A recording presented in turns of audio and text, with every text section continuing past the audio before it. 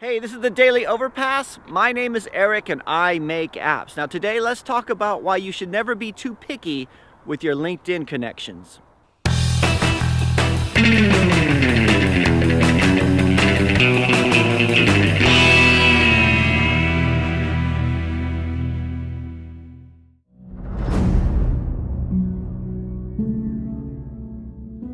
Okay, so today's like my third straight wearing a suit day, right? So this is my fourth prospect meeting this week. For some reason, I got lots of calls last week and set up lots of meetings.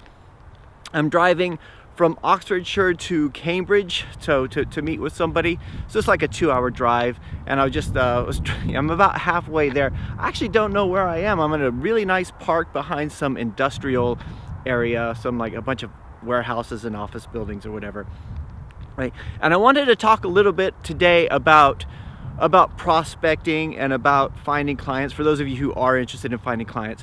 And I want to talk about everyone's least favorite social network, at least it's always been my least favorite social network, which is LinkedIn.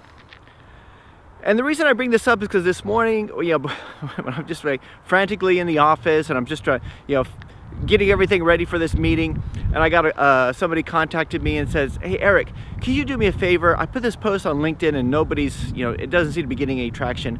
Can you just like it for me, please?" So I said, "Yeah, sure." So I went through and I just liked it, right? Whatever. So it goes out to my network, and then I looked at the guy's network, and he had like 300 connections on LinkedIn, and I said, "Well, hey, what's with the low number of connections? Why don't you boost that up a bit?" And he says, "Well, I'm a bit picky about who I connect with, and I actually just removed a bunch of people because I'm trying to just connect with people he actually knows, which is what you should be doing with LinkedIn. That's kind of like what they say you should do, but in reality, nobody does that, right?" And look, I just want to kind of tell you, I think I mentioned this before. My LinkedIn philosophy here has always been, if anybody wants to connect with me, I connect with them, right? They could be, whatever. There's actually there's a term for that called LION, LinkedIn Open Network. So where people would just connect with loads of people, and if anybody sends them a connection request, they'll approve it. And for a while, I was doing a thing where I was just connecting with people I knew, and then after a while I started realizing that it was not my job to make sure LinkedIn was a good platform. LinkedIn was supposed to work for me. I'm not supposed to work for LinkedIn.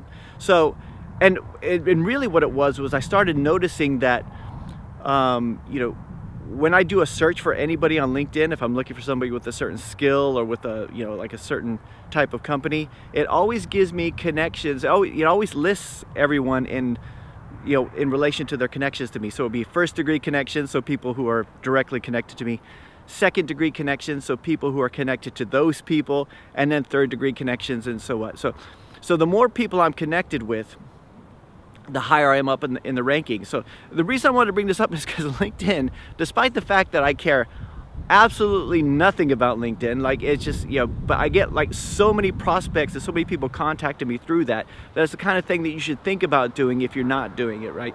But the thing about LinkedIn is it's spammy, right? It's just one of those things you have to deal with.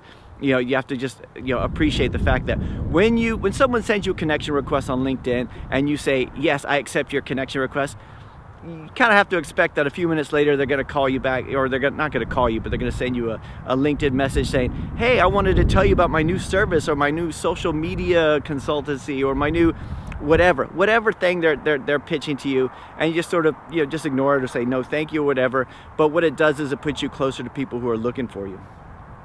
This is I have years ago I updated my LinkedIn profile, got everything up to date. I think right now I have Buffer goes through and puts content through to it.